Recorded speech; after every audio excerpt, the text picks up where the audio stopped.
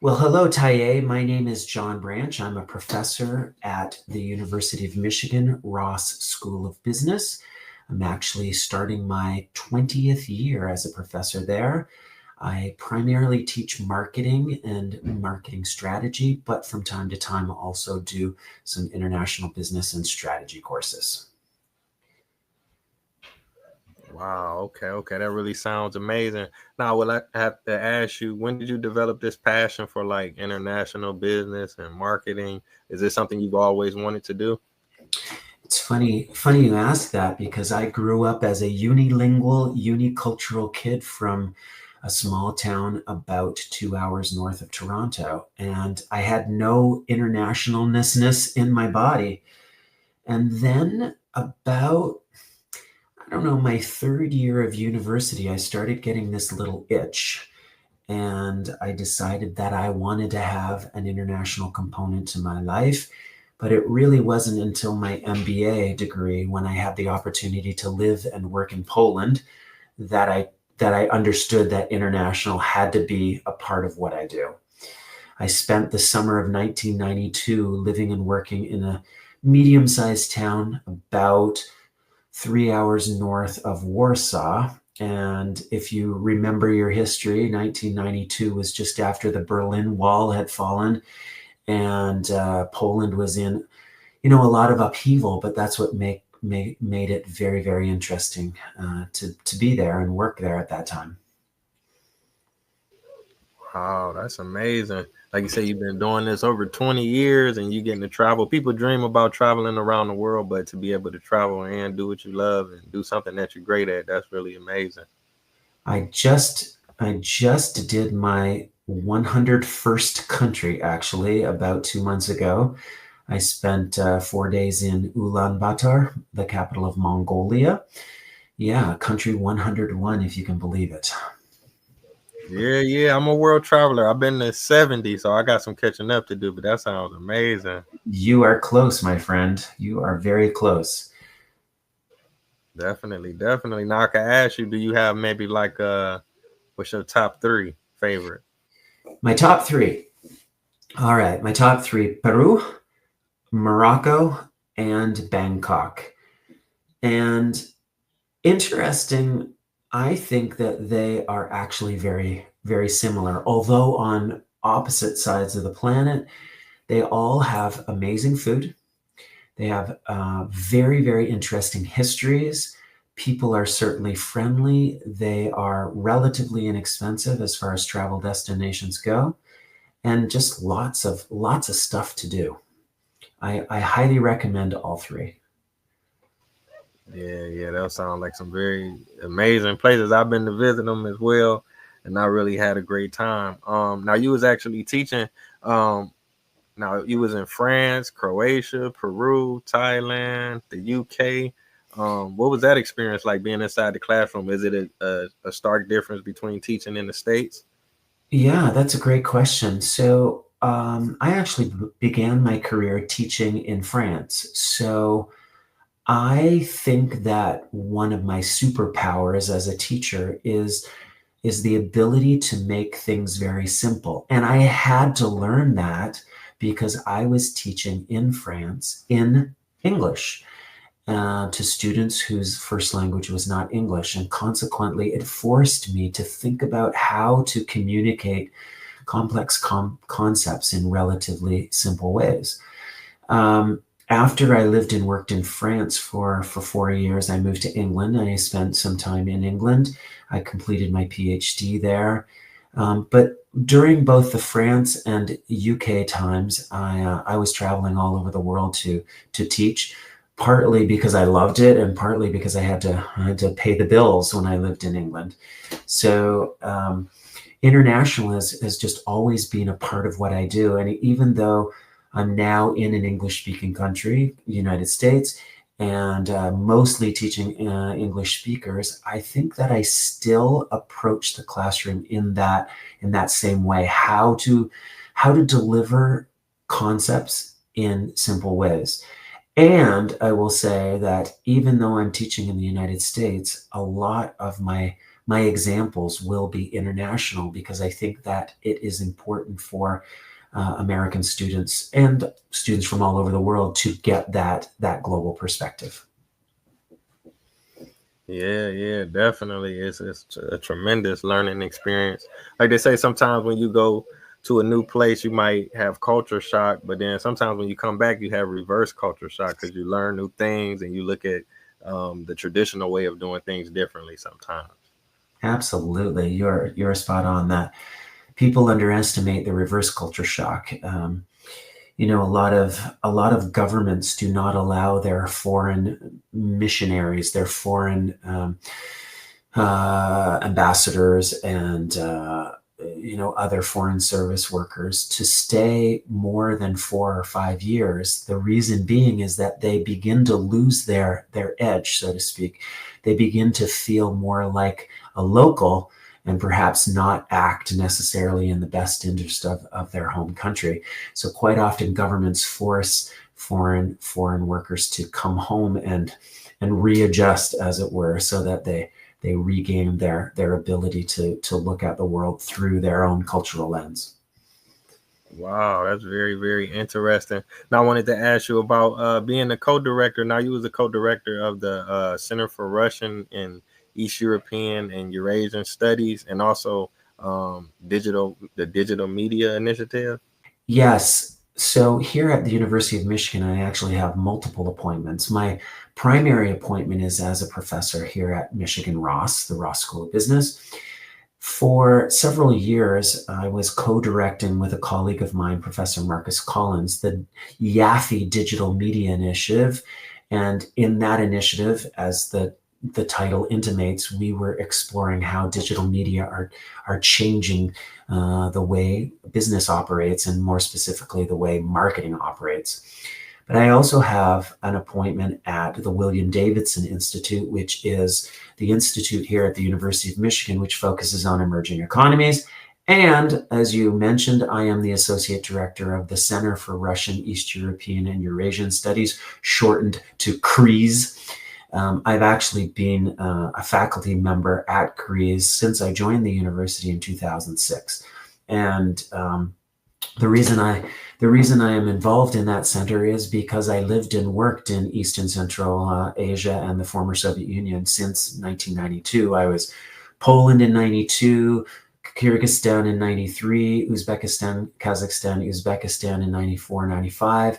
I've been to all of the republics of the Soviet Union with the exception of Tajikistan and Turkmenistan. I had a visiting professorship at Moscow State University for quite some time, have not been for a while, as you can imagine why.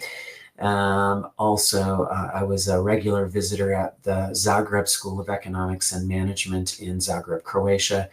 And for more than 20 years now, I'm a regular visitor at the Stockholm School of Economics in Latvia. Yeah, so that part of the world is near and dear to my heart. I have no blood in my body from that part of the world, and my family is actually from Scotland back in the day. But yes, that part of the world is my my geographic specialty. Wow, okay, okay, that's amazing. Now I wanted to ask you this: you, like you said, you've been doing it for over 20 years. What have been some of the effects of, at least from your perspective, the technological advancements, the AI, the social media? You know, how have those things affected the business and the marketing? Yeah, so I think that for many, many years, digital technology had relatively little impact on human beings. And I need to qualify that because it sounds like an odd statement. My colleague, Marcus Collins, whom I mentioned, Marcus and I are very convinced that human behavior takes a long time to change. And consequently, even though technology is changing quickly, human behavior does not change very quickly. For example, I'm a digital kid in that CD players were launched when I was in high school. Just because the music was in a digital format did not change the way in which I listen to music. might change the way I search for music, might change the way I store the music, but ultimately the listening pleasure is primarily the same as it was when I had cassettes, and even before that when I had vinyl LPs. Marcus and I'm plugging him also because we do a lot of work together, but Marcus and I believe that digital technologies change the way in which we interact with other people. We think that the digital technology facilitates what we call a network of people. So think about how Waze works, right? Waze changes your driving in that you rely on other people and the feedback which they give to the Waze app to change your route. And that's actually quite a profound behavioral change. It doesn't change the way you drive. What it changes is the way you map out your route and respond to traffic real time. Now, digital technology has advanced rapidly in the last couple of years with AI, and to be honest, AI scares the bejeebers out of me, and I'm honestly quite worried about what it's going to do to higher education. We're already seeing a lot of impacts in and around assessment, right? Some of my colleagues just don't even assign anything which is digital anymore. They do only pen and paper assignments because otherwise, kids are using ChatGPT to do all their assessments. That said, a colleague with whom I teach the intro to marketing course here at Michigan Ross, we're trying to lean into AI because we know that when our students graduate from business school, they are going to be using AI for their everyday tasks. So one of our challenges this summer to ourselves is how we can incorporate AI more into the assignments, but still assessing students on whether or not they're learning the course objectives. That for me is really the scary thing. I'm hoping that a bot doesn't replace me in the classroom. Yeah, I hope so. I hope that I'm thinking the same thing because I know, like, I don't know how relevant it is, but I noticed like my handwriting over the years is getting worse and worse. The more I text and text, so sometimes I just make a point to write things down. So that's Yeah. bad. Well, Nice. to be fair, I'm pushing 60 now, which means I don't have all that many more years in the classroom remaining, but still I want these last years to be as rewarding as the first 30 years. And for me, the reward is in the classroom experience. So I hope that AI does not fundamentally change the classroom experience for me. Yeah, definitely. That's inspiring because I'm a teacher. I substitute teach. I haven't been full time, but that's definitely where I want to go with it. So I'm right there with you on that point. Hmm. I think that teaching is one of the greatest jobs which you can have. I know that it is not for everyone, but it is certainly my happy place. I go to sleep every night thankful that I get to teach the next day. Wow, that's really cool. That's really cool. Okay, now I wanted to ask you about a few subjects. I guess I was checking out some of your videos online. If you could talk about the four P's, what exactly is that? Yeah, so the four P's are one of the universals of marketing. Anybody who has ever studied marketing on the planet knows the four P's. Why?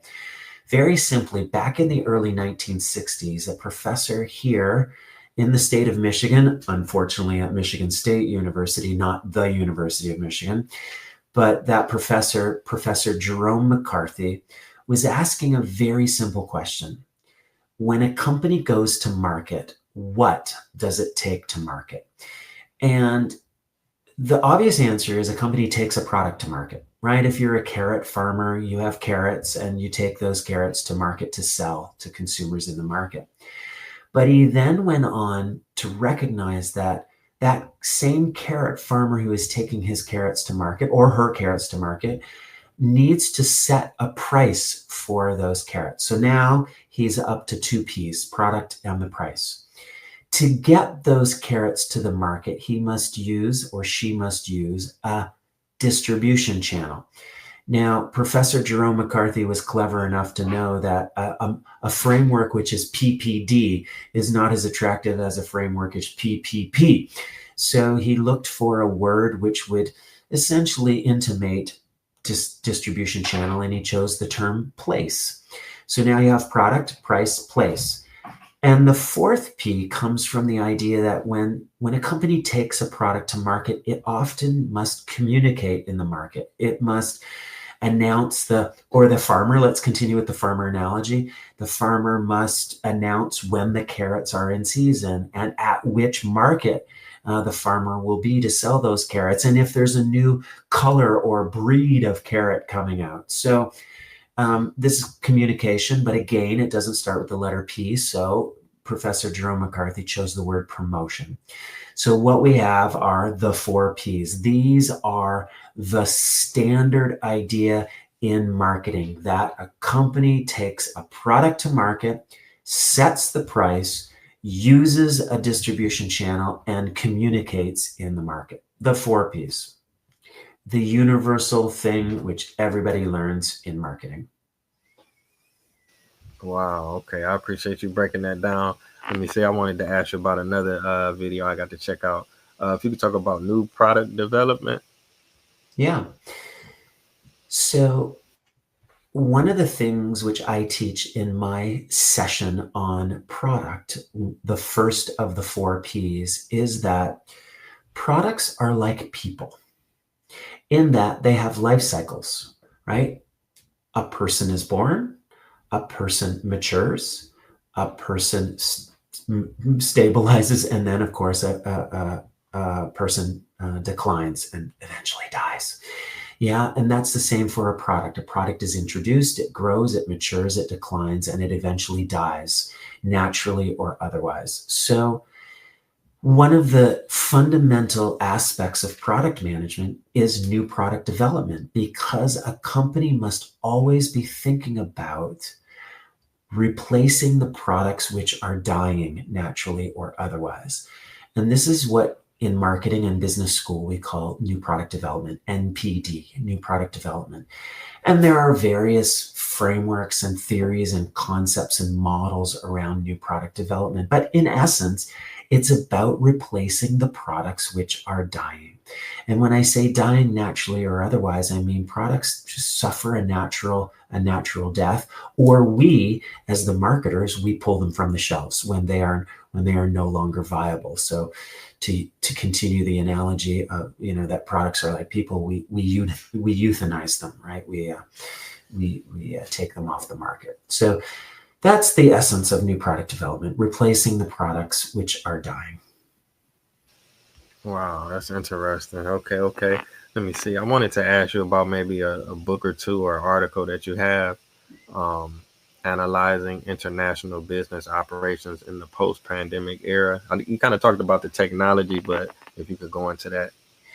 Yeah, so I'm a kind of an interesting animal in that although I am a marketer through and through, and I teach marketing almost every day here at Michigan or elsewhere, my research interests are much, much broader. So a lot of my research and writing in the last decade, almost 2 decades now, is in and around education.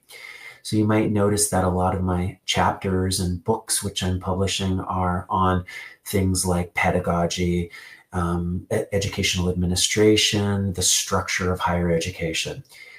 For example, I am currently the editor of an Emerald book series, which is called Contemporary Issues in Higher Education. And a couple of the books in that series, one is about the marketization of higher education, how higher education has become less of a public good and more of a good for the public, meaning it's less of a thing which people have a right to and more of a product which companies, which universities are trying to sell. There's another book in the series which I commissioned from a couple of authors, professors based in Maryland. It's about Black experiences in higher education.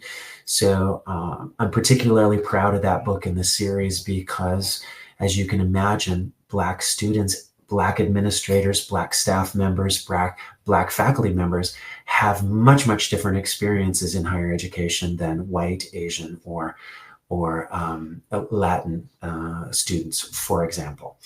Now, getting back to the pandemic book, I have a co-editor, and I've done a couple of books with him over the years. We don't know each other that well, and actually we've only met face to face once, but he and I seem to work together quite well in soliciting chapters for books with different themes. And one of these books was indeed what have businesses done differently post COVID than they did pre-COVID.